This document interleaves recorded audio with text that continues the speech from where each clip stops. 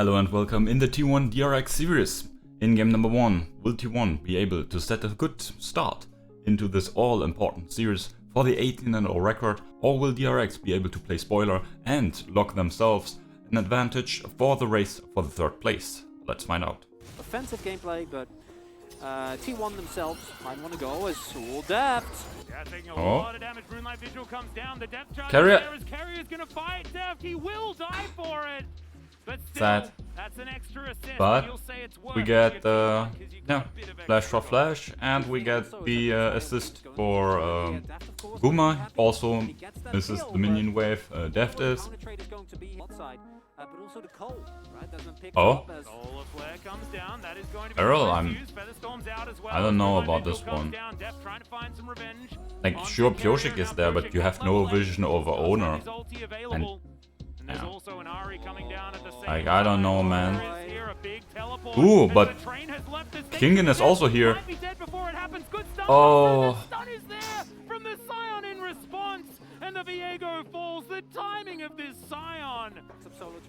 So yeah. But yeah, this is Kingen now forced to flash. Oner goes in, gets the possession, but I mean Scion possession is not the best, right? So. But anyway, get a free kill.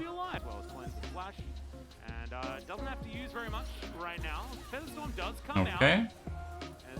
Interesting. Ah, barrel flashes Faker's ult. But we have more follow-up. Barrel down. That's a decent possession, but not even needed. 2 kills for the overextension in the mid lane. Again, it's a Xayah with flash, ult and cleanse up. Not really sure what DRX was seeing there. Like, especially with not much more follow-up, right? If Deft was there as well, like maybe there's a way, but so we're not that far ahead yet. We get a nice pickup here on the barrel. Has no flash, he should just die. Get a possession. Oner again. No need to overextend. Yeah. Very nice. Stand up cascading into DRX now, having a group mid, try and get control here desperately, looking for an outer turret as Featherstorm is going to be there to answer. The blade very nice so far. Again, all this overextension into a Xayah is so poor. Keria with a nice flank, Faker flies in, and he doesn't have anything left. But he has Zonia, so that's good. Oner here, he gets the possession in time. Pioshik here, sure to follow as well.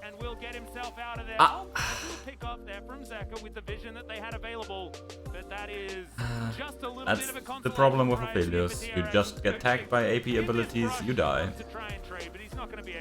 But yeah, very nicely done. Ooh, Keria, that was a bit something. That was really weird. Usually if Keria does like checks like that, he always has someone in his back pocket.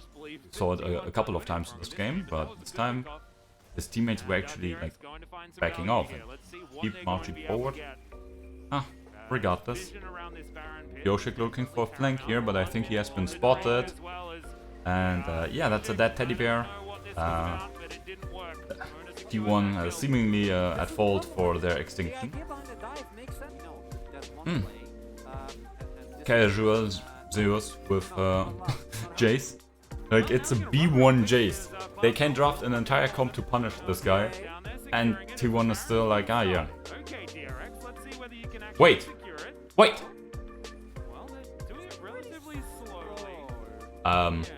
Hello?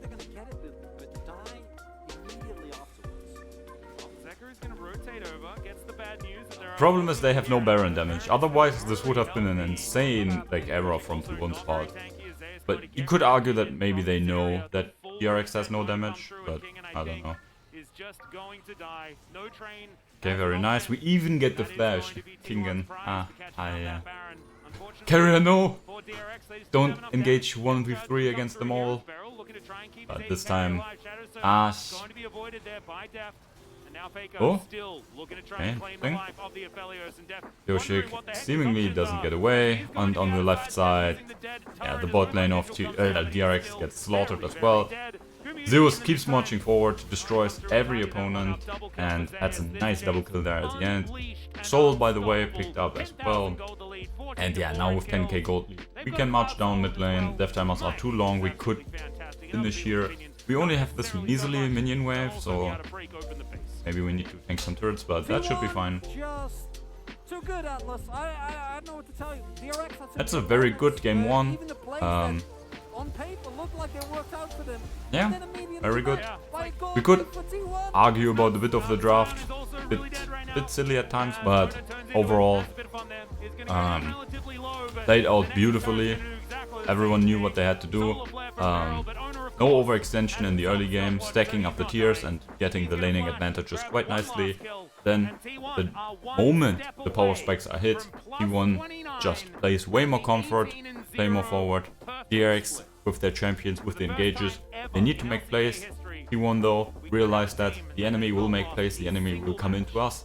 As such, they just wait and punish all the proactive plays from DRX, and then with enough of a gold lead, they obviously can then be more proactive themselves, but never really overextending too much, never really being too greedy. And so yeah, very, very smart game, and the smart game is actually worth quite a lot, especially if you're a first place team. Usually you just demolish everyone with mechanics, and we obviously saw some great mechanics in this game as well, but using your brain to win a game of this magnitude is obviously also very promising, because we always have to remember there might be somewhere, not on this planet though, a team that has decent mechanics in comparison to T1 as well. I've not found that team yet, but as such, yeah, using your head is also fine.